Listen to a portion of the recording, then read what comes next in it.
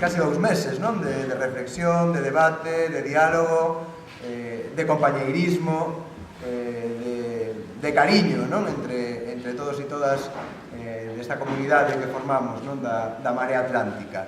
Así que, nada, en primer lugar, agradecervos a todos e a todas o traballo destes días, os que estivestes aí na Intendencia, na sala de máquinas, a todos e a todas os que participastes, de verdade, un orgullo tervos como compañeros e compañeras. Moitas gracias.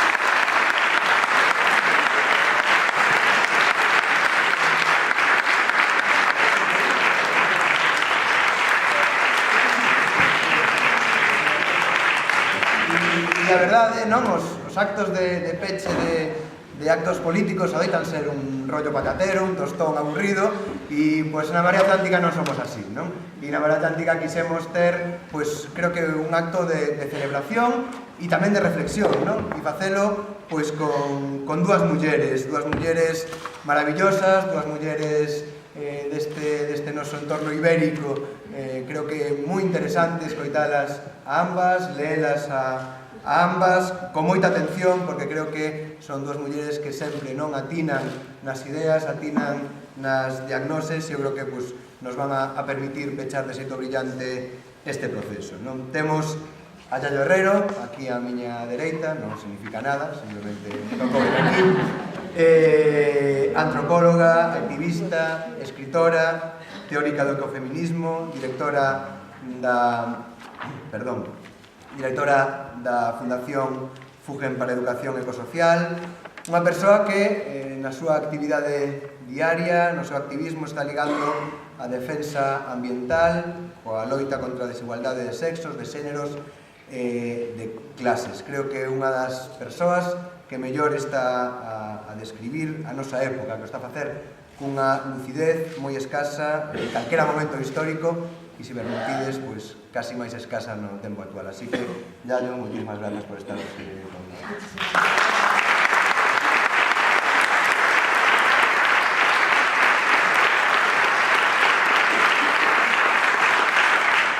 E da outra beira do Miño temos aquí a Catarina Martins, que chega, casi directa, recén aterrada do aeroporto para estar hoxe con nós. É unha das voces máis coñecidas do Bloco de Esquerda, esa formación política que creo que foi clave no cambio que operou en Portugal tras as pasadas eleccións, nese cambio que está a marcar non sin dificultades, pero desde logo sí con valentía e creo que tamén con grande lucidez, un camiño diferente na derrota á austeridade. Creo que podemos aprender moito do que se está facendo en Portugal, moito máis que se faría seguramente se o goberno portugués cumplise cos acordos os que chegou no seu momento co Bloco de Esquerdas, pero, en fin, creo que nos están demostrando desde o país irmão que, efectivamente, hai camiños diferentes, hai formas diferentes de facer as cousas. Catarina é actriz, é activista cultural e, dende o ano 2009, é deputada na Asamblea da República. Creo que é un dos espellos nos que se están a mirar, nos que nos estamos a mirar as persoas que loitamos desde as institucións por unha sociedade máis xusta. Así que tamén, Catarina, moitísimas grazas, obrigado por estar hoxe connosco.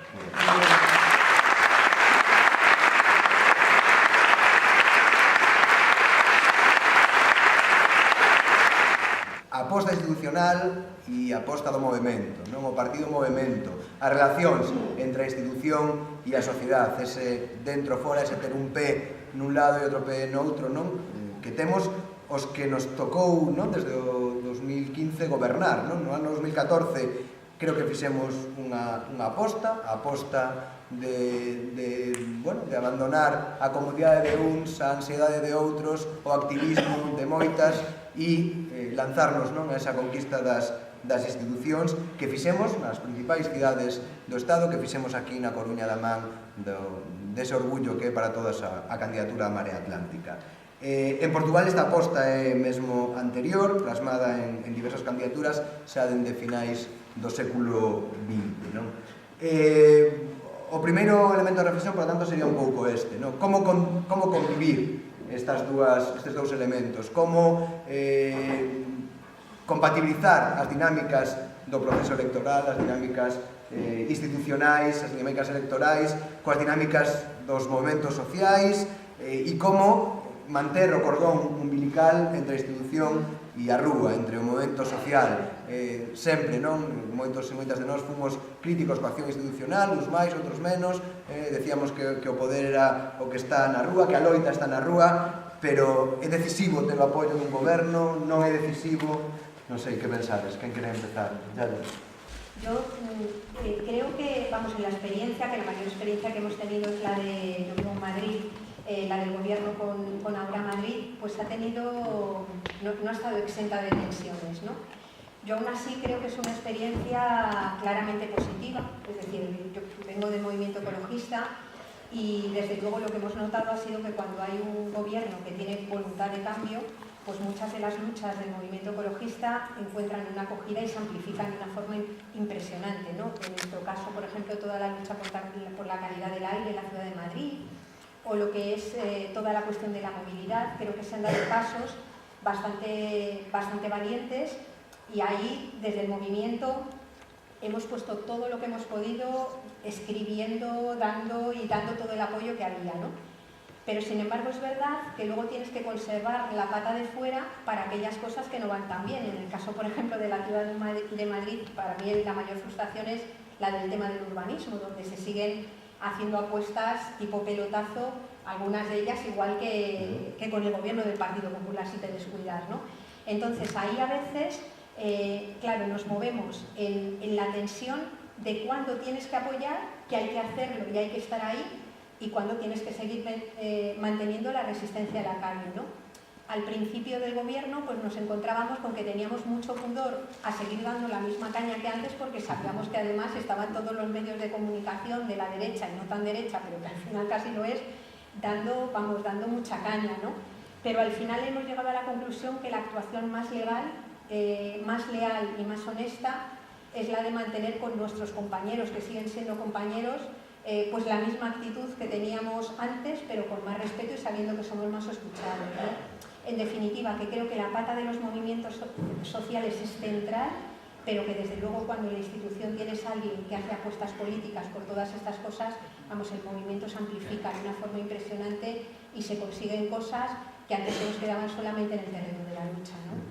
E como se ve dende a outra banda, Catarina? Sentese unha un pouco sosiña na institución ou pensa que ás veces os movimentos sociais son amigos molestos ou conciencias críticas?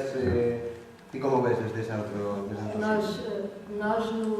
boa noite e obrigada pelo convite, e dizer-vos também que nós olhamos com muita expectativa e com muita simpatia e a aprender muito para o que aqui se está a passar, porque achamos que este é um movimento especial, particular, e que houve aqui um movimento social que nós gostávamos de ter tido em Portugal e não tivemos ainda, tivemos pontualmente e foi também muito derrotado, e isso é uma grande discussão que nós temos. Mas o Bloco, quando foi fundado por vários partidos que já existiam e foi fundado por movimentos, ou seja, na fundação do Bloco de Esquerda estiveram movimentos de vários tipos, movimentos do trabalho, mas movimentos feministas, movimentos ambientalistas, movimentos dos direitos das pessoas LGBT, e portanto o Bloco em si sempre foi construído por pessoas que se viam como parte do movimento, parte de movimentos. E sempre tivemos muitas discussões sobre como é que estamos a disputar o poder e como é que estamos nos movimentos. Eu não estive na fundação do Bloco. Eu só entrei para o Bloco em 2010, mas estava nos movimentos. Ou seja, o Bloco não cristalizou e nem os seus ativistas cristalizaram pelo facto de terem representação institucional. Ou seja, tanto as pessoas que têm representação institucional continuaram a trabalhar em movimentos, como houve pessoas de movimentos, eu sou um exemplo desses, que acabaram por ter papel institucional no Bloco e que não tinha. A minha atividade política era das lutas da precariedade e das lutas da cultura, e depois acabei no Parlamento. Nós temos uma discussão que vai muito ao encontro do que dizias, que é o problema de ter um pé de fora e um pé dentro. No Bloco nós chamamos de correr por fora e correr por dentro. O que nós queremos é poder. Porque poder significa concretizar aquilo por que sonhamos, concretizar a transformação que nós queremos. E para ter poder, seguramente que os partidos são instrumentos importantes e que as instituições são instrumentos importantes. Mas o poder não está nas instituições.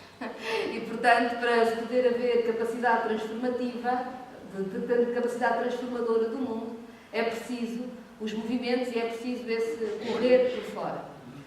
Isto não é fácil e acho que não há receitas, a não ser discutirmos muito, sempre. Agora, eu acho que há algumas balizas sobre esta nossa discussão, ou seja, alguns pontos que podem enquadrar a forma como nós olhamos para o problema. O primeiro é que todos nós temos de correr por fora e correr por dentro. Ou seja, no momento em que alguém que se vê a si como um ativista de transformação, se vê só como um titular do cargo de uma instituição, acabou, já não está a fazer nada. Do mesmo modo, quem tem um movimento e quer transformar as ideias desse movimento em poder, em transformação, sabe que tem que disputar outras esferas do poder. E, portanto, eu acho que não é só os partidos ou as instituições ou os movimentos que correm por dentro ou correm por fora. Cada um de nós corre por dentro e corre por fora. E eu acho que isso é muito exigente sobre a organização dos próprios partidos. Porque precisa dar a liberdade aos seus ativistas de correrem por dentro e de correrem por fora. E de saber que há alturas da vida que nós fazemos mais uma coisa, outra que fazemos outra, mas que isso é a nossa vida. Eu não quero estar no Parlamento, não é o sonho da minha vida. Ou seja, eu quero transformar. Para transformar, eu estou em movimentos. E agora faço um pouco da minha vida numa instituição e num partido sem perder essa ligação. E sem saber que é aí que está o meu chão. Que é isso que eu sou. Os movimentos onde eu vivo. Por outro lado, eu acho que é muito importante nós compreendermos como nós ganhamos quando vemos a disputa institucional e os partidos, não como fins em si mesmo, mas como instrumentos do poder que nós disputamos. E com isso juntamos forças. Quantas vezes alguém chega aos movimentos pelas lutas do trabalho, descobre a causa ambiental? Quantas vezes quem se junta em movimentos pela causa ambiental ou pelo bem-estar dos animais descobre que o modo de produção capitalista está na essência do problema e juntou forças? Quantas vezes no debate das questões feministas nós não pomos em causa quase a forma como são feitas todas as outras lutas, mas com isso reforçamos a emancipação? Ou seja, a ideia de juntar forças em movimentos é importante, acho eu.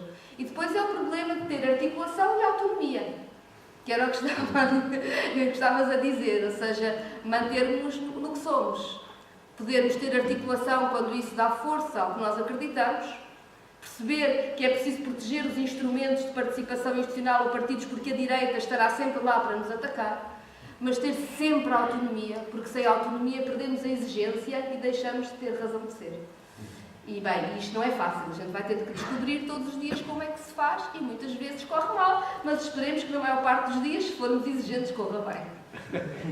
E non crees, Catarina, que o mellor estar uns correndo por dentro e outros correndo por fora non se pode producir certo distanciamento, non? Así, non? E tamén ya te digo a ti, non? Desde os dos puntos de vista, non? Que os que estamos nas institucións, nun determinado momento, entendamos que a xente que está nos momentos sociais non está sendo suficientemente comprensiva cos problemas, coas limitacións que ten a institución, que os vexamos como amigos molestos, non? Por así decirlo, non sei se tamén desde outro lado se sinte iso, non? De decirle ao que está na institución, bueno, vos é que estades perdendo a pureza que tiñades antes, porque, efectivamente, a institución, de certo xeito, tamén entra en nós, ou tamén aprendemos cousas da institución que antes non sabíamos, non?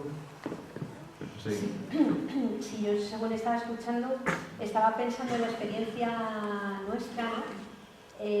Claro, amigos y amigas concejales o personas que han entrado como asesoras que salen de nuestros movimientos, ¿no? Y de repente en algunos momentos de tensión notas que te perciben como esa persona molesta, ¿no? Donde además en un entorno tan terriblemente violento como es el entorno institucional, con todo el ataque que hay de fuera, yo he visto y entiendo, ¿no? Que lo que se produce a veces es que tienes a personas que ocupan estos cargos, amigos que ocupan estos cargos públicos, que sin querer empiezan a distanciarse en parte de los movimientos, porque después de estar recibiendo caña por fuera todo el rato, en el rato que tienen de descanso no quieren juntarse con sus amigos para que les vuelvan a decir, no, se hace todo lo que se puede, tal y cual, ¿no? Entonces, yo creo que ahí está habiendo como todo un proceso de aprendizaje para ver cómo podemos evitar esto, porque la persona que está en la institución, si se blinda y se separa, si deja de ser esa persona vulnerable, se deja interpelar, pierde ese elemento de transformación que se quería hacer, pero hay también un elemento de autocrítica a hacer dentro de los movimientos sociales, de ver también cómo cuidamos a aquellas personas que dieron el paso y fueron a la institución y cómo construimos los mensajes para poder decir aquello a lo que no se está llegando o no permitirles que se escuden en imposibilidades que a veces pueden ser solventadas, pero hacerlo desde el afecto, no me refiero a la parte más moña del afecto, sino desde el respeto, desde la valoración y desde la empatía de lo que están viviendo, ¿no? Porque, claro, yo, por ejemplo, mi experiencia como activista ha sido siempre con gobiernos hostiles. Vivo en una ciudad donde prácticamente nunca conocía a nadie decente que gobernara, ¿no? Entonces, como que has hecho un aprendizaje tan grande de entrar en la confrontación que cuesta hacerte a la idea de que quienes están allí, a veces, son las mismas personas que han compartido todas las luchas contigo y están en otro lugar, ¿no? Entonces, creo que hay un proceso como de aprendizaje mutuo y de aprenderte a relacionar con la institución de otra manera que es positivo, ¿no? A la vez que estamos viendo, no sé si os pasa aquí lo mismo, también porque no se pueden mantener los periodos de punta permanentemente, que la llegada del gobierno de Ahora Madrid al ayuntamiento ha supuesto un cierto reflujo también en la movilización social, ¿no? Y ha supuesto un proceso de parón que ahora mismo empieza como a vertebrarse de nuevo el movimiento, porque ante lo que está cayendo, que es muy gordo, es decir, que el momento que estamos viviendo es a mí me parece de una gravedad, de una violencia y deterioro de todos los ámbitos de la vida que tenemos alrededor tan bestia, que tenemos forzosamente que ver cómo reactivamos eso, ¿no? Pero sí que es verdad que es una relación, sobre todo cuando hay relaciones de afecto y personales, si son compañeros de lucha, los que han quedado fuera y los que han quedado dentro, que hay que aprender a recomponer y no es fácil. Sí, además, creo que Catalina, nas nosas tradicións non políticas estamos máis afeitos a ver a institución como un enemigo máis que como un aliado, non? E por outra banda, tamén un pouco que decía Yayo, desde o punto de vista xa incluso persoal, non? Dos que estamos neste lado, a veces, pues, efectivamente, esa coiraza que te pos é un pouco necesaria simplemente para chegar hasta a noite, non? Non outra cousa. Não é fácil e é sempre contraditório. E tem sempre sofrimento associado. Eu acho que é importante que as pessoas que vão para as instituições tenham experiência de movimento. Saibam, conheçam, tenham estado. Claro que isto coloca-nos o problema de saber se, quando as colocamos nas instituições, estamos a retirar elementos de que precisávamos no movimento. Nós, no Bloco, já tivemos essa discussão. Ou seja, fomos buscar pessoas que se destacaram em movimentos, elas foram eleitas, e o movimento ficou sem elas. E às vezes isto, no meu caso, isto foi um problema complicado. É até hoje um problema com que eu tenho que lidar complicado, porque acho que tinha um papel do outro lado que devia estar a fazer. Mas acho ainda assim que é melhor ter pessoas nas instituições, com todos os riscos delas saírem de onde estavam, que já estiveram nos movimentos, do que pessoas que não têm essa ligação ao movimento. Porque acho que se percebe melhor. E acho também uma coisa, claro que nós não temos de estar de acordo, porque estamos a ver as coisas às vezes de lados diferentes, não é? Quando olhamos para o mesmo objeto de sítios diferentes, não estamos a ver necessariamente a mesma coisa. E, portanto, mesmo que estejamos de acordo do ponto de vista estratégico, do ponto de vista tático, podemos não estar de acordo em cada momento. Isso acontece muito. E é onde há o maior conflito, não é? Agora, quem está nas instituições tem de saber que não tem poder. As instituições não são poder. Poder é o poder económico. Quando nós estamos nas instituições, nós estamos a fazer força contra o poder económico com mais um instrumento. E, portanto, o movimento é essencial essencial para dar capacidade transformadora a quem está nas instituições. Porque se não houver movimento, então é muito mais difícil o nosso trabalho nas instituições para mudar, seja o que for. As instituições não são vazias de ideologia. As instituições mantêm o que está. As instituições são sempre conservadoras. As instituições estão desenhadas de uma forma que mantêm o que existe. E, portanto, quem quer transformar precisa que os movimentos continuem a fazer pressão popular pela transformação. Porque, senão, a pressão da instituição é forte demais, do poder económico, é forte demais. Nós, em Portugal, com o acordo que temos agora, temos um problema grande. Não há investimento nos serviços públicos. Por causa das metas do Tratado Orçamental, do déficit, bem, o Partido Socialista mantém aquela doutrina, está muito contente porque o nosso Ministro das Finanças é Presidente do Eurogrupo e não investe o que podia investir. A economia está a crescer, mas não se investe. E houve uma altura que tanto os professores, como os médicos, como os enfermeiros, toda a gente ficava em casa à espera que a maioria parlamentar resolvesse o problema. Isso não existe. E só foi possível colocar o descongelamento das carreiras no orçamento do Estado porque eles saíram todos à rua. E disseram que o que nós estávamos a fazer não era suficiente. E eu não sinto isso como um ataque, pelo contrário. Que non estás no goberno. Claro. Creo que Catarina pon a mesa outras cuestións esenciais, que é a do poder, non? Efectivamente, estar na institución e conquistar o poder son dúas cousas ben diferentes, non?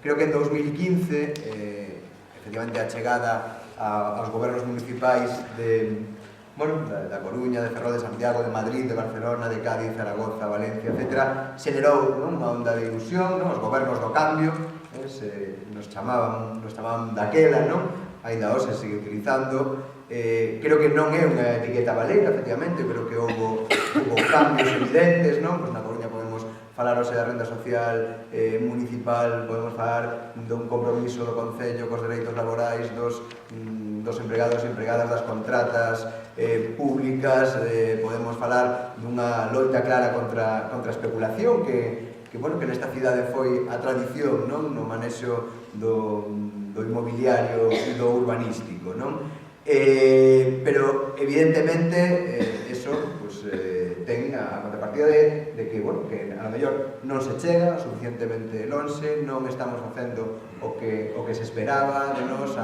Lembro que Vicens Navarro aínda non tomara posesión eu como alcalde, xa pasaran as eleccións, nese ínterin, nese mes, coñecín a Vicens Navarro, o consello que me deu é que defraudase pronto porque era imposible manter o nivel de expectativa e de ilusión que generáramos naquel momento. Entonces, estas son dúas cousas que eu quero poñer allá no caso de Madrid. Ti crees que algo avanzaches, efectivamente, o goberno de ahora Madrid, o goberno de Barcelona en Común están cambiando cousas, están facendo as cousas diferentes, hai avances e por outra banda é posible isto, decir, que límites ten acción institucional e, por lo tanto, que nos falta para ter o poder real, que Catarina decía ahora, o poder está no económico, no mediático, en moitos lugares seguramente. Sí, bueno, yo creo que yo estoy bastante de acuerdo con lo que decía Catarina. Vamos, yo la experiencia que tengo un poco viviendo desde fuera a partir de tantos amigos y compañeras de lucha que han llegado ahora mismo al ayuntamiento, es que evidentemente llegar a la institución no es ni mucho menos conquistar el poder. Muchos de los procesos latinoamericanos ya nos lo habían mostrado previamente, ¿no? No es conquistar el poder. La institución ya no solamente es que sea una institución conservadora, sino que es que yo creo que la propia institución, la propia conformación ha ido adquiriendo, además en los últimos años, una estructura profundamente neoliberal. Es decir, es un esquema de funcionamiento que además en aquellos lugares donde ha habido partidos políticos que están instalados en la corrupción estructural como forma de gobierno, han ido dejando colocados funcionarios, ordenanzas, un montón de elementos que prácticamente dificultan cuando no se boicotean de forma clara muchos de los procesos que se están dando, ¿no? Eso en el gobierno de ahora Madrid se ve claro. Por otro lado, el poder, claro, ya no es solamente un poder económico, sino que lo que estamos viviendo ahora mismo en el Estado español, estamos viviendo un verdadero entramado de relaciones que implican el poder económico, el poder político, parte incluso del poder judicial y desde luego todo el complejo mediático, ¿no? Entonces ese es el verdadero entramado de poder que te ponen unas dificultades brutales, ¿no? Ante eso no hay más remedio que tratar de construir contrapoder, y eso significa conquistar pequeñas parcelas también de la institución o grandes parcelas de la institución que son importantes, generar también un contrapoder económico, es decir, disputar esa hegemonía económica con los medios que se tienen e incluso modestamente una cierta disputa del poder mediático, incluso alianzas con la parte decente que hay también del sector judicial, ¿no? Yo creo que esos elementos, esas alianzas son centrales para aspirar a poder de alguna manera frenar esa pisonadora, esa doctrina del shock que decía Naomi Klein que nos pasa por encima. Aún así, hay muchísimos elementos si pensara en el gobierno de ahora Madrid, pues por ejemplo la auditoría de la deuda yo creo que ha sido una cosa impresionante que ha desvelado lo que ya se sabía, ¿no? Pero pues muchos elementos de corrupción, y no solamente de corrupción, sino auditar las políticas públicas que hay veces que incluso aunque no sean corruptas son dañinas para las personas, para las ciudades, para los ecosistemas y para el conjunto de las comunidades, aunque no hayan quebrantado la ley, ¿no? Eso me parece un proceso alucinante, toda la estrategia de economía social y solidaria, lo que decía antes de contaminación, movilidad, es decir, que se están poniendo encima de la mesa y yo creo que muy poca gente duda que la ciudad de Madrid ya no es lo que era. Es decir, que desde incluso las perspectivas más críticas, el balance es absolutamente positivo para una ciudad que venía siendo gobernada por lo más casposo del Partido Popular durante los últimos años. Yo creo que ha sido un avance impresionante, lo cual no quiere decir que no seamos conscientes de que efectivamente la institución tiene muchos límites, y que hay determinadas cosas que requieren, para ser cambiadas, incluso cierta desobediencia institucional que no se puede dar si no hay una mayoría articulada que quiera, desee y esté dispuesta a luchar por esos cambios, ¿no? Y creo que un poder importante que tiene la institución, que desde mi punto de vista en el gobierno de ahora Madrid no ha sido tan trabajado, y sí que tengo la sensación de que aquí la Marea Atlántica sí que lo ha trabajado mejor, es que creo que es un importante espacio también para realizar una cierta disputa de la hegemonía cultural. Es decir, disputar los relatos, incluso aunque a veces no se pueda conseguir lo que ese relato persigue. Y yo tengo la sensación, ahí sí, de que en ocasiones el gobierno de ahora Madrid ha sido un poco cobarde en la disputa de esos relatos, ¿no? Para nosotras ha sido dolorosísima, por ejemplo, el cese de Carlos Sánchez Mato, en una cosa que estaba ganada a nivel de ciudadanía, que era pelear y ponerle freno a Montoro, ¿no? Es decir, ese elemento de cierto miedo que se produce en algunos sectores de la candidatura sí que me parece que es una pérdida, porque creo sinceramente que esa disputa, ese cambio de relato, es decir, el poder, lo más gordo que ha hecho, lo más importante ha sido adueñarse de las categorías, de los conceptos y de las formas, de los deseos de las personas, ¿no? Lo decía Margaret Thatcher, es la conquista del alma. Y creo que la institución, también los movimientos sociales, pero creo que desde la institución se puede hacer un trabajo muy, muy importante en esa disputa, ¿no? Sí, Catarina, en Portugal creo que é evidente, non? A ilusión creo que generou, non? O cambio de goberno, bueno, esas condicións que vos e o Partido Comunista impuseron ao Partido Socialista arriba da mesa para gobernar, co balance destes meses, destes anos, decir, vos pensades que o Partido Socialista non va máis alá porque non pode, porque non quere, hai certa decepción, ou por outra banda, bueno, creo que tamén hai éxitos non evidentes do goberno portugués neste momento. Eu acho que o maior êxito em Portugal neste momento é termos provado que não era preciso cortar nos salários e nas pensões. Ou seja, este ano nós temos vindo a repor aos poucos, e este ano, pela primeira vez desde os tempos da Troika, em Portugal, todos os trabalhadores e pensionistas vão receber 14 meses. E já sem os cortes que eram contra a Constituição do tempo da direita. Diziam-nos que a economia portuguesa não aguentava isto. como também diziam que a economia não aguentava que o salário mínimo nacional subisse, embora seja um dos mais baixos de toda a União Europeia. E ele tem subido 5% ao ano. É muito pouco, mas diziam que era impossível subir e ele tem subido sempre 5% ao ano. E a economia começou a crescer. Portanto, o mais importante deste tempo é ter-se provado que a doutrina neoliberal não é verdadeira. Que a austeridade não tinha de ser cada vez mais. Nós não temos uma transformação em Portugal. Temos salários baixos, temos pessoas com contratos muito precários, temos pensões muito baixas, temos falta de investimento público, não temos o controle público dos setores estratégicos, e já aqui vou porque ele é o mais importante na disputa do poder, mas disputamos a hegemonia. Disputamos a hegemonia de um país que se habituou que cada orçamento do Estado tirava dinheiro a quem trabalha ou trabalhou toda uma vida. E agora as pessoas já não estão à espera do corte. Querem mais. Isto é disputar a hegemonia. E isto é importante. Agora, o Partido Socialista é o Partido Socialista.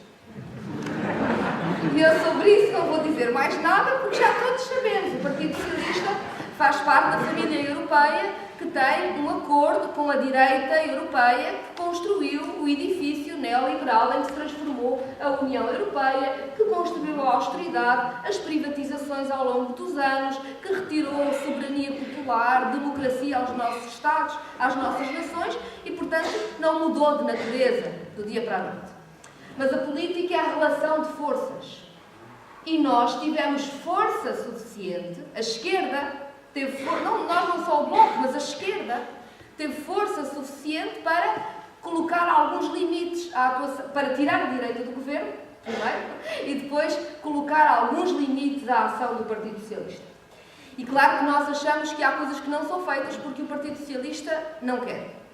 Mas vamos àquelas em que se o governo fosse nosso ia ser mais fácil. Vamos à pergunta difícil, não é? E se fôssemos nós, governo, era mais fácil? Pouco depois da maioria parlamentar acontecer, um banco foi à falência em Portugal, o Banif. Foi vendido ao Santander, foi oferecido ao Santander, com muito dinheiro dos contribuintes portugueses disposto a pagar todos os buracos, os da altura e os que viessem no futuro. Esta foi a única solução possível? Nós achamos que não e votámos contra esta solução, a direita é que a apoiou. Mas não havia nenhuma solução que fosse boa. Ou seja, nós não concordámos com a do Partido Socialista, mas nunca dissemos que era possível uma solução sem custos. Não era. Não era porque o próprio desenho do euro e os constrangimentos do Banco Central Europeu não permitiam, e o próprio peso do setor financeiro não permitia uma boa solução.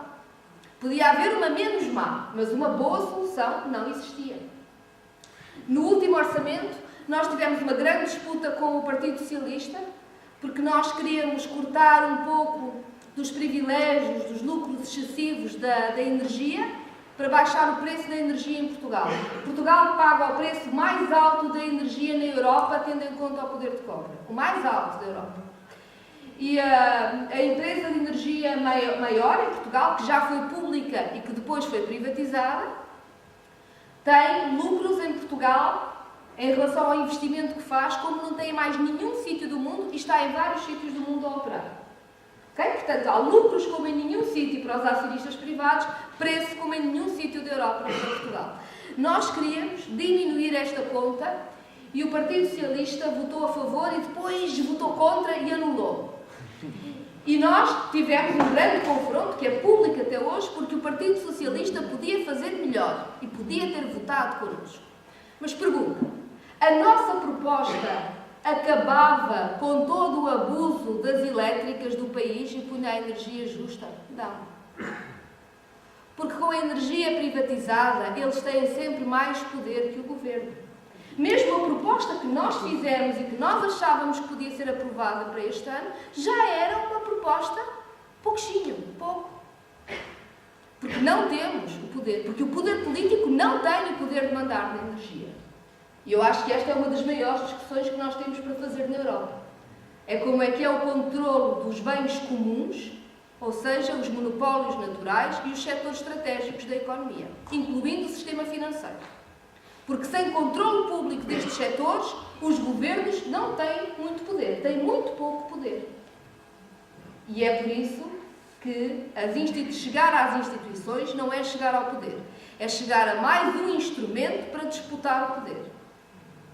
E é por isso que precisamos dos movimentos. E como disputamos o poder de verdade, Catarina? É dicir, efectivamente, creo que en Portugal se dan avances importantísimos, creo que un dos avances é ese, non? O disputar a hegemonía do relato, intentar modificar, non? O sentido común. Creo que aí, e despois, a ver se podemos volver a falar, se temos tempo, o sentido común mudou de 2010 a 2015 a hoxe. Creo que estamos falando de tres sentidos comuns diferentes, pero incluso, ¿no?, cando o sentido común se instala, as forzas que tiran en sentido contrario son moi poderosas, non? Creo que todos temos na mente o que pasou en Grecia, por exemplo, non? Como pues, un goberno cun grande apoio popular, un discurso que estaba calando na poboación, cunha maioría parlamentaria, finalmente, non? O propio Tsipras se ve pues, na tesitura, non sabemos moi ben aí que pasou, non sabemos os pormenores do asunto, pero aí hai outro poder, non? O poder da troika, o poder que apoiado, non? En grandes elementos que tamén crean discurso, que crean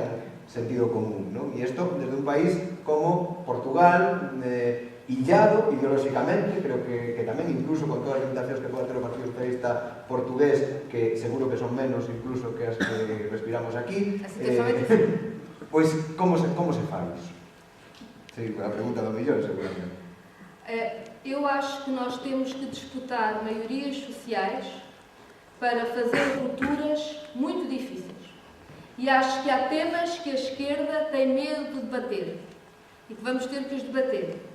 Eu acho que um governo de esquerda tem de estar preparado, como não estava preparado o Syriza, para romper com o euro. Eu não acho que romper com o euro seja a solução para alguma economia. Não é. O enorme problema são as dívidas públicas, o controle público dos setores estratégicos. Mas a partir do momento em que o Banco Central Europeu, sem ter nenhuma legitimidade democrática para isto, nem nenhuma previsão nos tratados para aquela atuação, decide cortar a liquidez a um país para obrigar um governo a capitular, nós sabemos que só um governo que tenha pensado como fazer a ruptura vai conseguir o controle público dos setores estratégicos e vai conseguir reestruturar a sua dívida pública, que no caso dos países do sul da Europa é o essencial para podermos ter poder, para transformarmos, para sairmos do poder do sistema financeiro e termos poder popular, as pessoas terem voz. Certo? O sistema financeiro, neste momento, retira às pessoas a capacidade de escolher. Nós votamos no que queremos, mas depois faz o que o poder financeiro manda. E isto exige construir maiorias sociais, que é muito difícil construir. Quer dizer que no caminho não podemos ter propostas intermédias, porque podemos e devemos. Devemos ter intervenção pública em tudo o que pudermos. Devemos forçar tudo. Mas precisamos de compreender que estes temas que são difíceis têm de ser debatidos, porque também nenhum governo, e o Syriza não podia, romper com o euro sem uma maioria social que o apoiasse. Não tinha legitimidade democrática para o fazer. E a esquerda só pode agir conforme a legitimidade do povo que tiver e o mandato do povo que tiver. E, portanto, eu acho que nós temos que disputar todos os dias áreas de intervenção, áreas em que o poder popular, o controle público pode crescer, e há áreas em que isso é possível, temos feito isso, aqui têm feito isso, mas temos também de não perder, julgo eu, o olhar para os problemas, para as razões estruturais e disputar maiorias sociais para essas transformações. Nada está parado, isto não é um jogo de xadrez. O tabuleiro está sempre a andar. Se houver uma maioria social capaz de dizer que o emprego é mais importante que o euro, não será que o euro muda? Ou seja, se nós nos sentarmos aqui a discutir como é que há de ser o BCE, ou como é que há de ser o Parlamento Europeu, ou a Comissão Europeia, não muda nada. Mas se nós criarmos uma maioria social que quer nacionalizar a energia, ou os correios, que em Portugal foram privatizados e é uma das maiores lutas que nós temos neste momento, se nós pusermos no centro da política da Europa o controle público dos setores estratégicos, eu garanto que as instituições mudam. Porque as instituições foram foram feitas para a política neoliberal. As instituições não aguentam outra política e mudam imediatamente quando nós tivermos uma maioria social com outra política. E isto parece muito difícil e muito distante. Mas em 2011, antes da Troika entrar em Portugal, quando nós tivemos eleições legislativas, o Bloco dizia: é preciso reestruturar a dívida pública, e toda a gente dizia que nós éramos loucos. Agora, em Portugal, há documentos assinados por economistas da direita à esquerda a dizer que é preciso reestruturar a dívida pública. Nós estamos a andar mais depressa do que às vezes temos noção que estamos a andar. Acho que temos de ter a capacidade de trocar por miúdos, e não, ou seja, de falar de uma forma simples e que tenha a ver com a realidade da vida das pessoas. Emprego, habitação, dignidade da vida todos os dias, salário, pensão, falar das coisas concretas e disputar maiorias sociais para essas alterações. Saber sempre jogar dos dois tempos, o máximo que podemos agora, e disputar a consciência para disputarmos muito mais, porque só assim não vamos lá. Y ya lo, es decir, ¿cómo creamos espazos de contrapoder? ¿No? Porque creo que esa tamén é outra cuestión. Efectivamente, as institucións teñen esa posibilidade de, bueno, traer para o público, ¿no? O que está privatizado, pero eu creo que temos que ir máis alá, ¿no? Es decir, crear espazos de contrapoder de hegemonía política e tamén de autonomía, ¿no? Da sociedade. Como facemos? E porque esa é unha das grandes discusións que estamos tendo se queremos ser realmente transformadores, non? Que podemos facer desde as institucións, neste caso desde a institución municipal, para axudar a esa sociedade empoderada e a crear espacios de contrapoder, de autonomía, de autosesión, etc. A mí me parece que es una clave básica, por dos motivos. Primero, porque creo que desde los sectores de esto tan amplio llamado las izquierdas, digamos, o los procesos de cambio, yo creo que hay una escasa reflexión crítica también sobre lo público. Quiero decir que desde las izquierdas se ha asumido también mayoritariamente o se ha producido una reducción de lo público a lo meramente estatal. Y yo creo que eso es un error garrafal, ¿no? Porque cuando reducimos lo público a lo estatal, y además sabiendo que tenemos instituciones que están muy moldeadas por un marco de poder desigual neoliberales, es difícil que desde lo estatal se pueda hacer algo muy diferente si no hay un... Por eso cuando hablamos, por ejemplo, aquí Izquierda Unida sacó una campaña, yo la discutía mucho con ellos, muy bien intencionada, en la que se hablaba de la nacionalización de la energía, ¿no?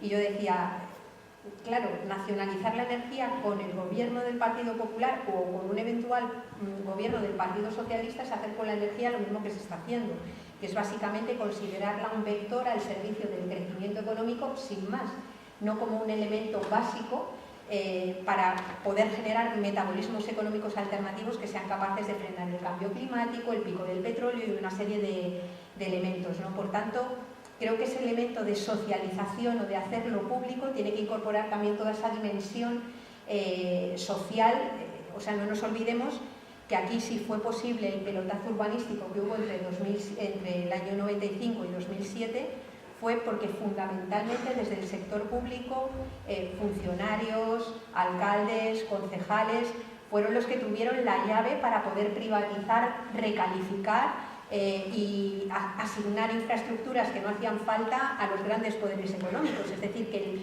modelo se consolidó y se lanzó precisamente desde lo público, ¿no? Por tanto, yo creo que esa reflexión hay que hacerla.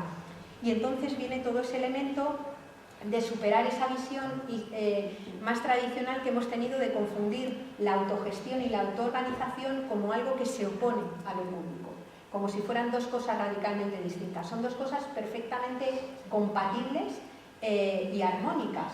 Y entonces desde la institución, y yo fíjate, creo que ahí los gobiernos del cambio han puesto algunos proyectos interesantes en marcha.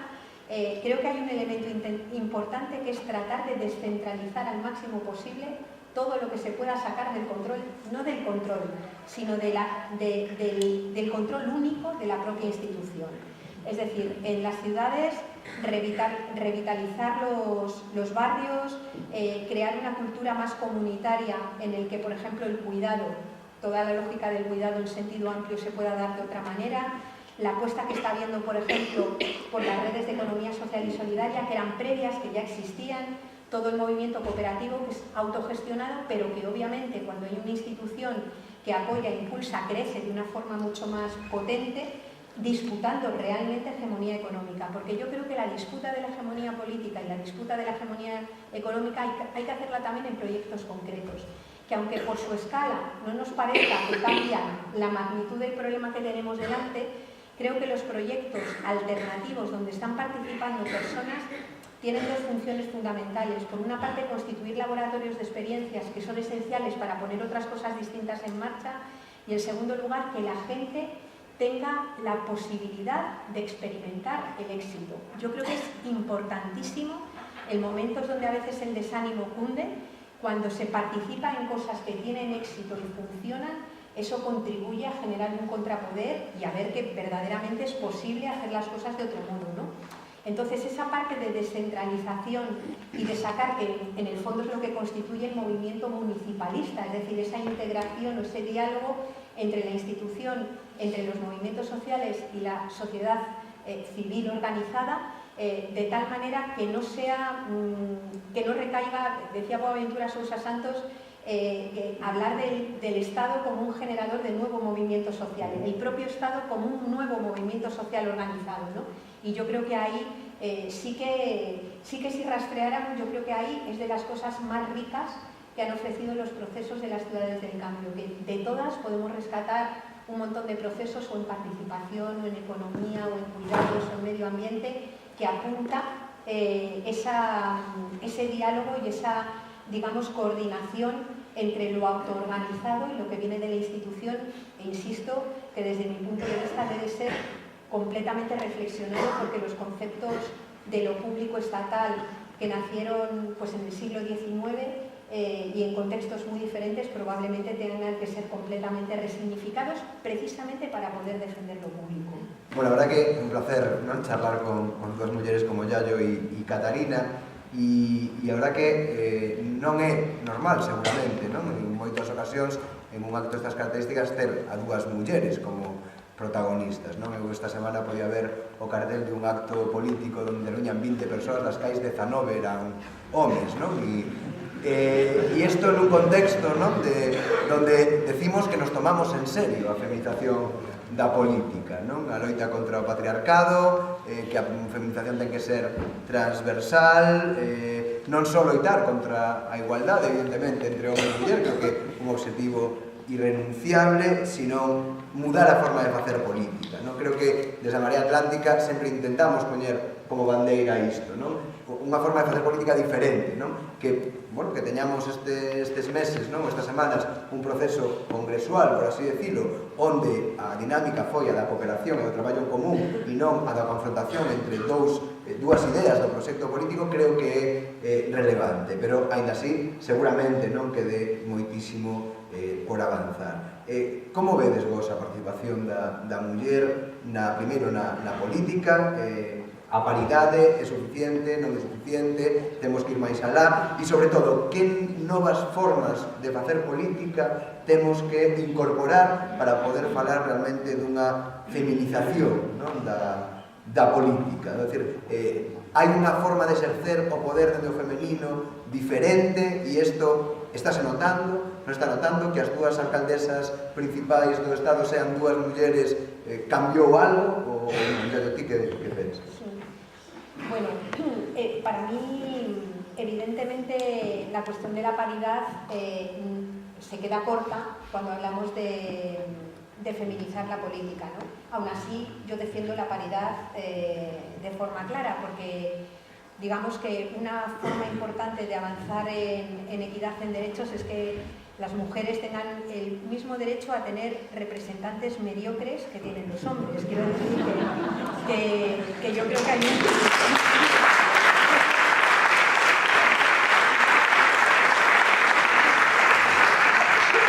Había por otro lado hace poco un estudio que yo me partía de la risa, pero el estudio era un estudio serio, ¿no?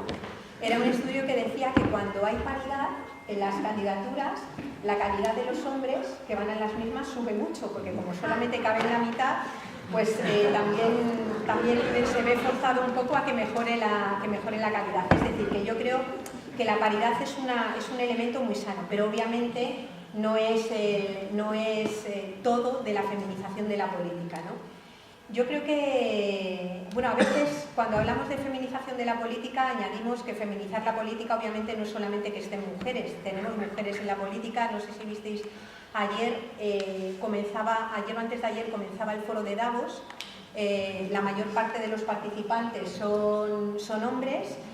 Lanzaban un informe hace unos meses de cómo han crecido la brecha salarial en todo el mundo entre mujeres y hombres, pero sin embargo han colocado a 8 copresidentas mujeres, ¿no? Es decir, para mí feminizar la política no es que esté Merkel, Christine Lagarde o Cospedal, es decir, no me seduce ni me tranquiliza, digamos que, sino cuando hablamos de feminizar la política hablamos de que la política asuma políticas feministas, es decir, que estén cruzando, ¿no? ¿Y por qué me parece importante que sea así? Pues porque el sujeto patriarcal no es solamente un hombre, no es solamente que haya un hombre, un sujeto normativo masculino en la institución, sino que el patriarcado es ese sistema que ha alimentado la fantasía de que puede haber personas que están completamente independizadas de la naturaleza, independizadas de su propio cuerpo y responsabilizadas del cuidado de los cuerpos de los demás, ¿no? Hay muy pocas personas en el mundo que puedan vivir teniendo la sensación de que no dependen de los límites de la naturaleza, de que no tienen que cuidar de nadie e incluso no tienen por qué cuidarse de sí mismos porque hay otras personas que cuidan de sus cuerpos. Pero lo malo es que la política y la economía se han construido como si ese fuera el sujeto universal.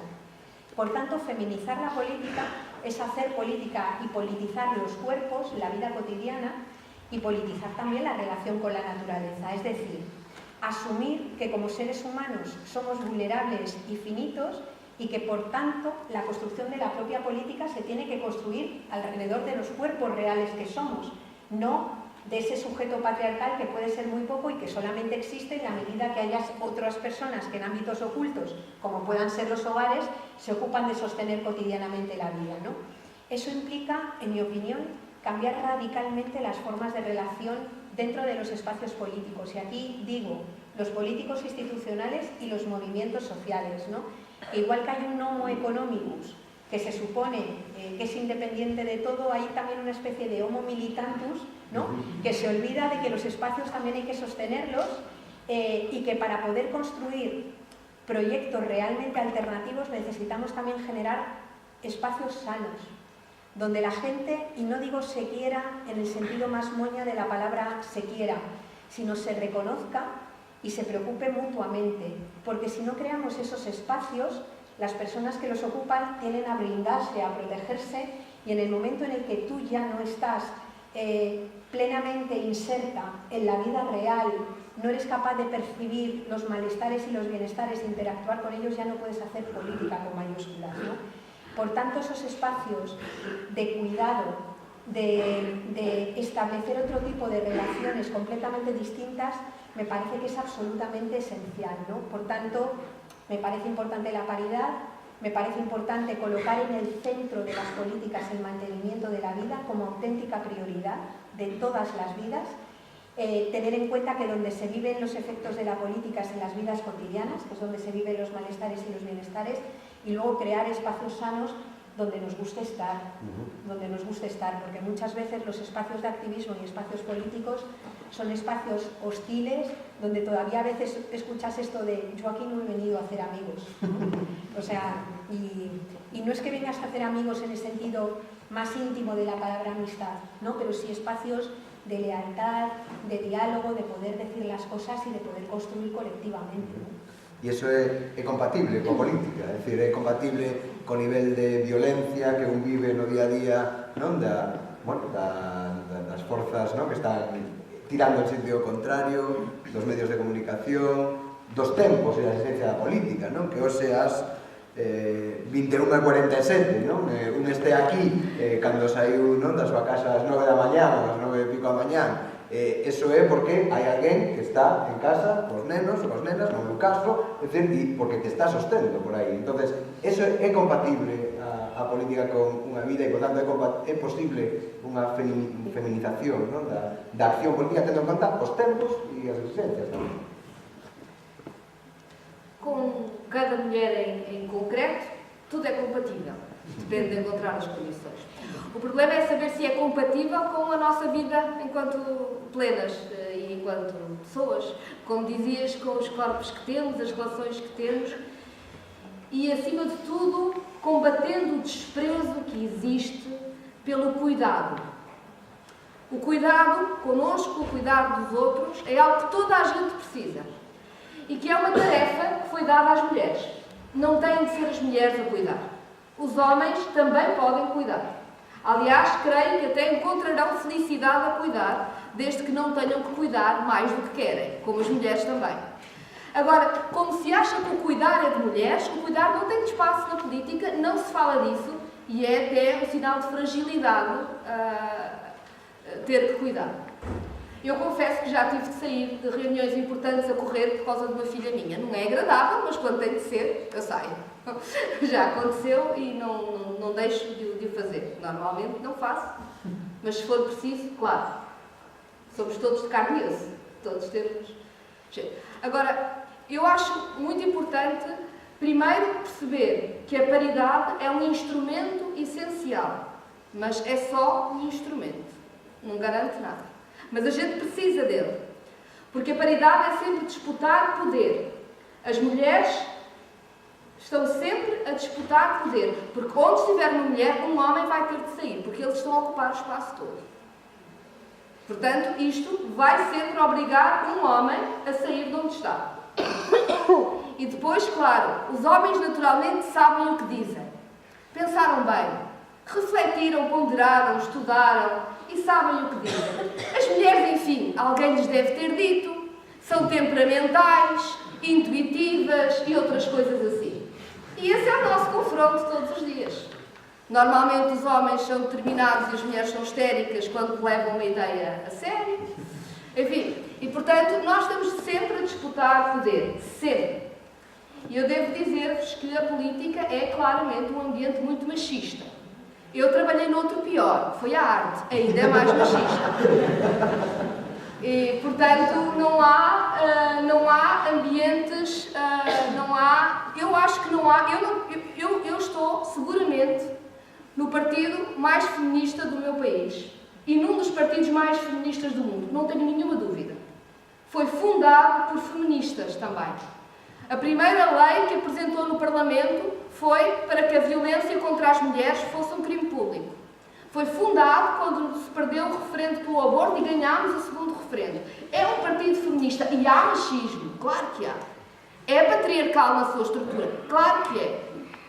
Claro que é. E temos que lutar com isso, porque é a sociedade em que estamos, fazer de conta que vivemos numa bolha. Eu acho que às mulheres feministas cabe a enorme responsabilidade de não quererem super-mulheres. Nós não podemos ter sempre super-mulheres para provar que fazem 500 coisas. Os homens não têm de ser super-homens, as mulheres não têm de ser super-mulheres. Parar de estar à procura da próxima super-mulher. E temos a obrigação de organizar-nos para fazer disputa de poder. Uma camarada minha, com quem eu aprendi muito, com mais experiência do que eu nestas coisas, disse-me pouco tempo depois de eu estar na coordenação do Bloco de Esquerda, há duas escolhas. Ou nós deixamos que as mulheres que têm visibilidade no Bloco sejam escolhidas por homens, ou nós escolhemos as mulheres. As mulheres têm de escolher mulheres. Não têm de escorrer com os homens. Não têm de mandar os homens embora. Mas têm de escolher mulheres. E de estar preparadas para esse combate. Uma mulher não pode estar contente porque ela tem... o meu partido é ótimo, a coordenadora e a eurodeputada são mulheres. Não chega. Nós temos a obrigação de escolher mulheres. E isso exige confronto. E isso é desagradável. Mas essa é a nossa função. Porque ser feministas é também fazer combates desagradáveis. Não é só dizer coisas bonitas sobre a capacidade das mulheres. Bueno, a verdad que...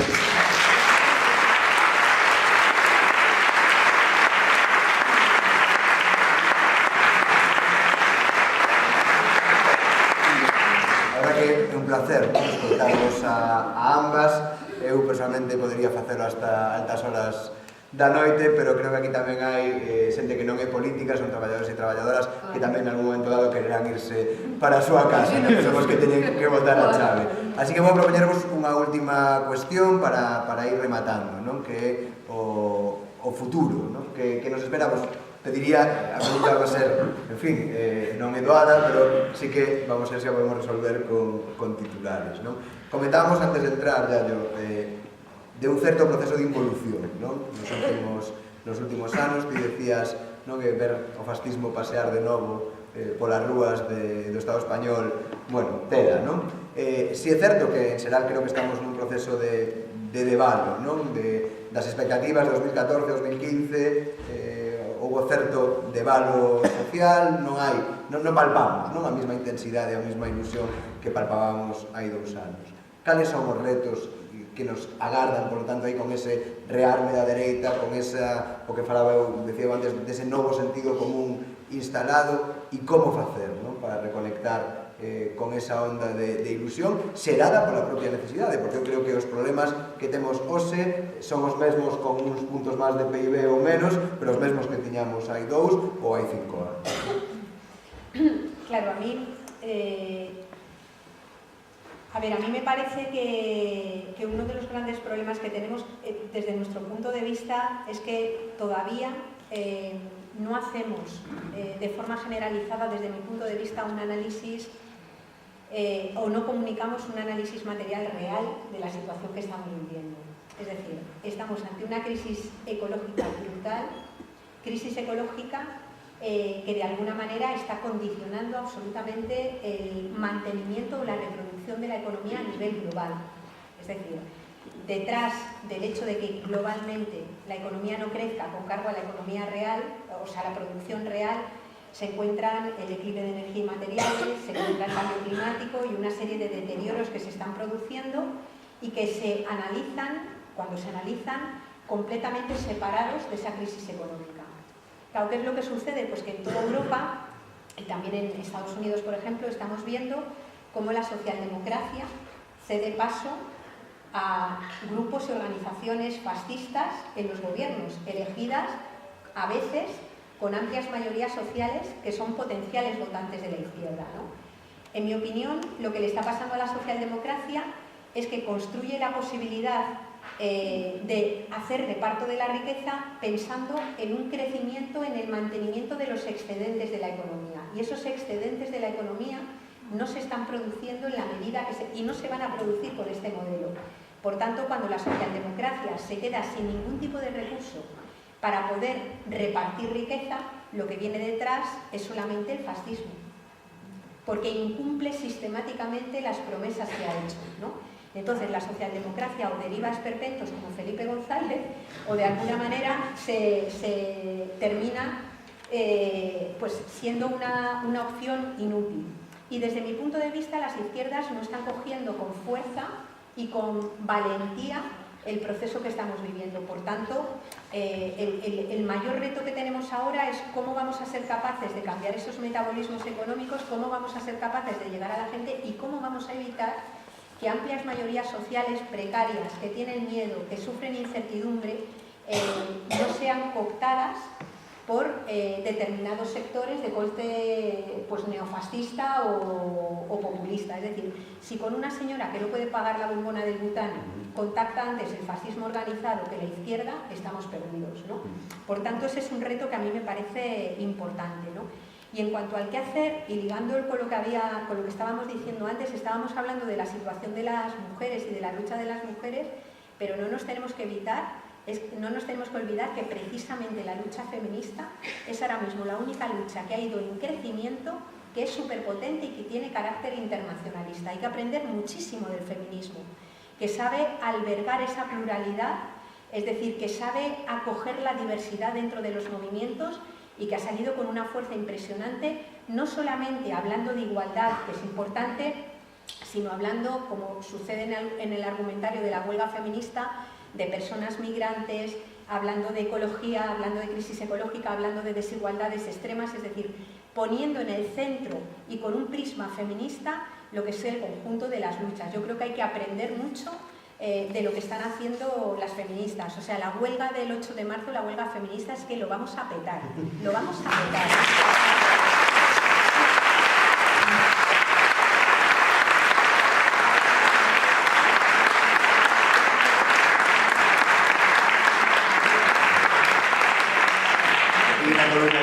Seguro que sí, porque xa fixemos festivo para que fose máis fácil. Efectivamente, Catarina, e con isto vamos rematando, o sea, quer dizer, non é unha cuestión só do Estado español, é dicir, a auxe do fascismo a estamos vendo, non? En toda Europa, non? Claro, que podemos ofrecer dende a esquerda para efectivamente non se deixe trasvase das clases populares, non? Dende posicións progresistas que nun determinado momento, ademais do ciclo político, sí eran reconocidas por as clases populares, pero que moitos países de Europa, Holanda, etc., non están sempre. Eu acho que nós estamos a descobrir que o liberalismo dispensa a democracia. E isso com movimentos que temos visto acontecer.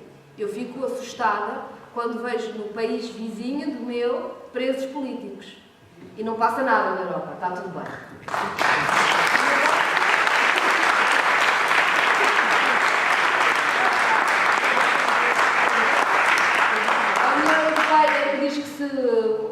Que tem uma política económica neoliberal e que diz que, do ponto de vista da organização dos Estados, se baseia na democracia, convive bem com regimes proto-fascistas no leste da Europa, como conviveu bem com os presos políticos na Catalunha. Da mesma forma, por exemplo, que o neoliberalismo convive muito bem com acabar a democracia no Brasil ou noutros sítios, como nós estamos a ver no mundo. Ou seja, o neoliberalismo está muito pujante e não precisa da democracia para nada. E está a libertar-se dela aos poucos e, portanto, os perigos são maiores. E depois temos, naturalmente, um discurso hegemónico da direita muito grande e muito medo. A desigualdade, neste momento, no mundo só é comparável ao princípio do século XX e, como nós sabemos, isso descambou em 2 guerras na Europa e no mundo. Não é? E isso é fortíssimo. Os mais jovens não têm nenhuma perspectiva da vida de melhorar. Ou seja, tem uma perspectiva de precariedade permanente, precariedade, desemprego, precariedade, ou seja, não há uma perspectiva de agora é difícil para depois ficar melhor. E temos uma crise ambiental gigantesca a bater-se sobre todos nós. E, aliás, nós vamos cada vez ver mais os efeitos disso. Portugal teve um ano trágico com incêndios, está a ter agora um ano trágico com seca, e claro, quem é mais pobre sofre sempre mais, e a crise climática é avassaladora. E nós ou deixamos isto, o problema é, se houvesse uma receita nós já estávamos a fazer, não é? Ou seja, se fosse fácil estava feito. Mas o problema é que a extrema-direita e os fascismos, que crescem de várias formas na Europa, têm um discurso simples, não é? Falam às pessoas do medo que elas têm e dizem que é para elas se protegerem do medo. E o medo pode ser o imigrante, o medo é... Enfim, não tem nenhum sentido, mas é mais fácil dizer às pessoas protejam-se do que não conhecem e daquilo que têm medo, do que tenham força para construirmos com esperança alguma coisa para o futuro.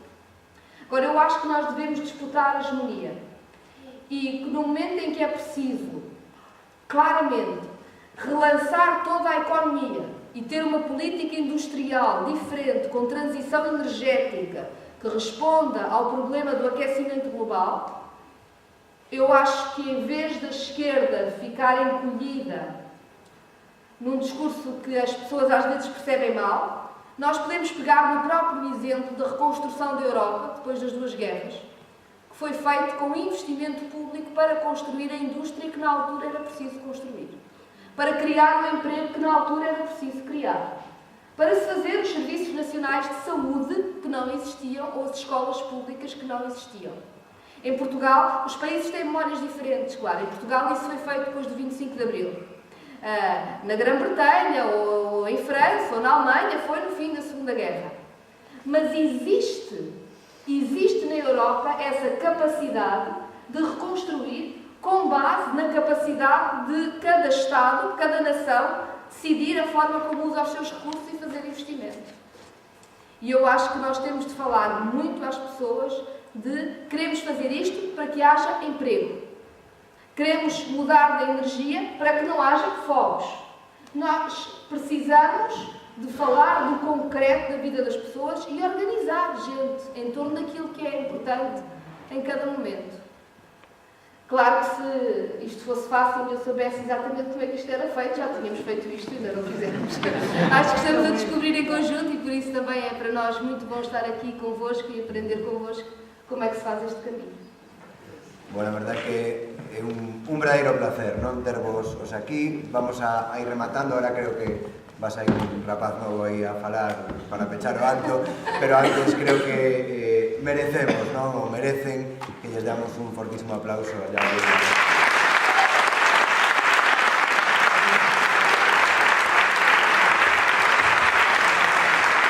A Marea Atlántica, as persoas que formamos a Marea Atlántica somos xente normal, xente común. Seguimos a ser a xente común. Seremos sempre a xente común. Somos aquelas persoas, aquelas veciñas, aquela xeración de todas as idades, anónima, na maioría dos casos, que decidiu tomar as institucións en 2015. Porque as institucións en 2015 non estaban en boas mans. Somos a xente dos movementos sociais, somos a xente do terceiro sector, somos a xente do activismo, somos a xente que viña da loita de todos os días, da política da vida cotiá, da política do barrio, do traballo, da comunidade de veciños. Somos a xente que viña de ninguna parte, a xente que non contaba e coa que eles non contaban. Somos a xente do 15M, somos as perdedoras da crise, somos a maioría esmagada, somos todos e todas nós as mesmas que hai 4 anos. Hai 4 anos cando demos un paso adiante para volvernos os protagonistas da nosa historia. E iso nin cambiou, nin vai cambiar mentre esteamos xuntos. Efectivamente, podemos acertar ou podemos equivocarnos. Podemos conseguir o que nos propoñemos ou podemos fracasar. Podemos tardar máis ou podemos facelo máis rápido. Podemos coller o atallo ou coller o camiño máis longo. Podemos facelo doado ou podemos complicarnos un pouco máis. Pero hai unha cousa que non vai a cambiar. Non vamos a deixar de ser os protagonistas da nosa propia historia. A nosa historia decidímola nós. A nosa historia facémola nós, coas nosas mans. Iso, compañeiros e compañeiras, non vai a cambiar. Sobre as nosas vidas non vai a decidir ninguén. Ninguén que o faga desde un púlpito, ninguén que o quera facer desde un despacho en Santiago, ninguén que o quera facer desde un medio de comunicación. Os nosos debates danse aquí, fraternalmente, con cariño, coidándonos. As nosas decisións non os vai a tomar ninguén por nós. Acertaremos ou nos equivocaremos, pero acertaremos ou nos equivocaremos nós. Levamos xa casi 3 anos de aventura, non desa aventura en común. Levamos 3 anos, creo que fiéis ao que prometemos, pero distintas. Distintas porque as cousas, como a nós, van cambiando. Seguramente cambian máis a modo do que nos gustaría. Seguramente cambian menos do que agardábamos. Ninguén dixo que fose a ser doado. Pero as cousas cambian. Hoxe, mañá, votamos e decidimos xuntas como queremos que sexa esta segunda etapa, porque a primeira xa está en marcha. Xa non falamos da renda social municipal porque hoxe hai centos de veciños que cobran esa renda social municipal. Xa non falamos da corrupción no Concello porque os corruptos están fora de María Pita. Xa non falamos da memoria histórica porque hoxe o noso rueiro, o rueiro da nosa cidade, xa non ten asasinos. Xa non nos consultamos para rescatar o noso Concello porque gobernamos na Coruña e noutras moitas cidades de Galiza e do Estado. Queda moito, pero queda menos. Non nos quezamos. Hai 3 anos tiñamos institucións indiferentes e hoxe temos institucións próximas, institucións que coidan da xente. Alí onde prendeu a marea do municipalismo, os concellos convertéronse en institucións de primeira necesidade e institucións de esperanza, porque somos a primeira liña en defensa da vida. E por iso, porque somos as mesmas pero distintas, porque mudamos ao tempo que facemos que as cousas muden, precisábamos tamén repensarnos.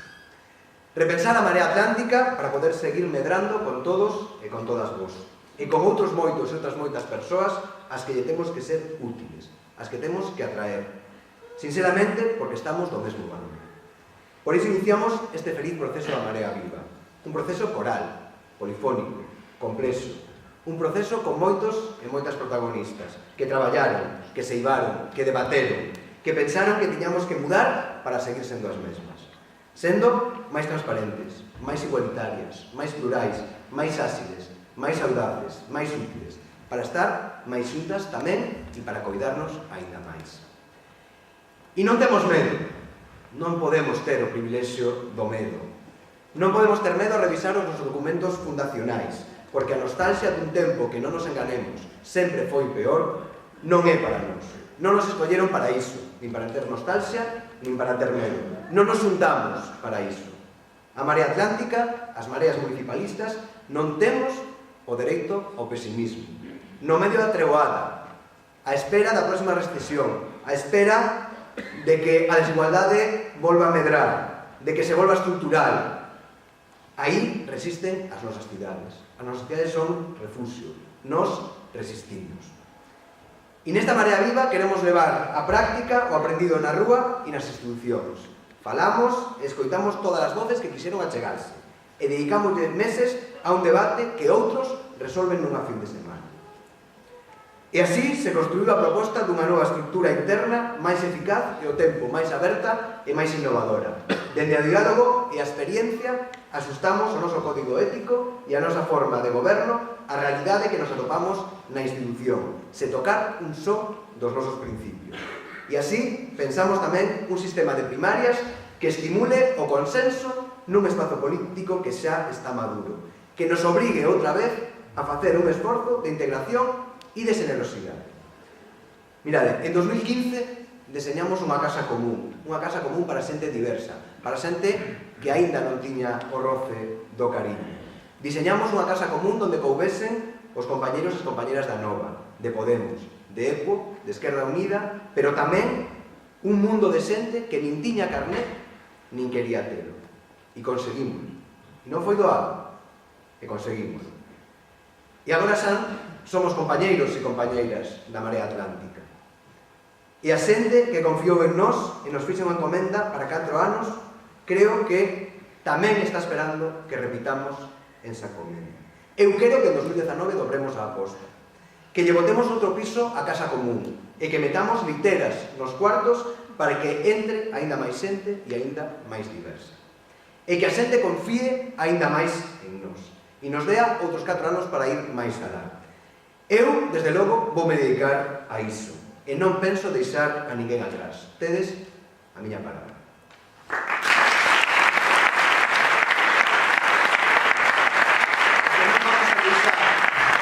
Non vamos a deixar, compañeiros e compañeiras, que nos impoñan a súa derrota e a súa tristeza. Non vamos a deixar. Cando eles queren que nos sintamos tristes e derrotados, desobedecer é unha obriga. E eu, compañeiros e compañeiras, con todos vos, escollo a esperanza. Porque na Coruña, para a xente,